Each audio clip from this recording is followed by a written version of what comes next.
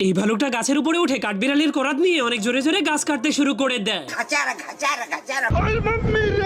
যার কারণে কাঠবিড়ালির অবস্থা অনেক খারাপ হয়ে গেলে সে ভালুকটাকে উচিত শিক্ষা দেওয়ার জন্য গাছটাকে ঠেলে ঠেলে পাহাড়ের কিনারে নিয়ে রেখে দেয়। তুমি কি পাগল হইলে না মাথা খারাপ? যার কারণে ভালুকটা পাহাড়ের উপর থেকে নিচে পড়ে যায়। এরপর কাঠবিড়ালিটা কাঠের মাধ্যমে নদীতে বাঁধ দিয়ে সেই বাঁধের পাশে নিজের সাইনবোর্ড লাগিয়ে দেয়, যা দেখে সেই বোকা ভালুকটা তাকে হারানোর জন্য তার থেকেও বড় বাঁধ বানাতে শুরু করে দেয়। কিন্তু তখনই কাঠবিড়ালি এসে তার কাঠকে ফেলে দিয়ে তার বাঁধটাকে ভেঙে দিতে শুরু করে। এরপর তাকে বলে, তুমি এভাবে বাঁধ বানালে আমরা অনেক বড় বিপদে পড়ে যাব। কিন্তু ভালুকটা তার কথা মানতে রাজি না হলে কাঠবিড়ালি তার উপর অনেক রেগে যায়। এই জন্য ভালুকটা তাকে ধরে রশি দিয়ে কাঠের সঙ্গে বেঁধে দেয়। এরপর সে জঙ্গলে সবগুলো গাছকে কাটতে শুরু করে দেয়, আর সেই গাছগুলোর মাধ্যমে বিশাল বড় একটা বাঁধ তৈরি করে ফেলে। এরপর সে কাঠবিড়ালিকে বলে, আমার মতো এত বড় বাঁধ তুই জীবনেও বানাতে পারবি না। এটা বলে সে ঘুমানোর জন্য তার ঘরে চলে গেলেই তার বাঁধের কারণে পুরো এলাকাটা পানি দিয়ে ডুবে যেতে শুরু করে। যার কারণে ভালুকটা যখনই আরাম করে তার খাটের উপরে ঘুমাতে যাবে তখনই তার নিজের ভুলের কারণেই তার পুরো ঘরটা পানি দিয়ে ডুবে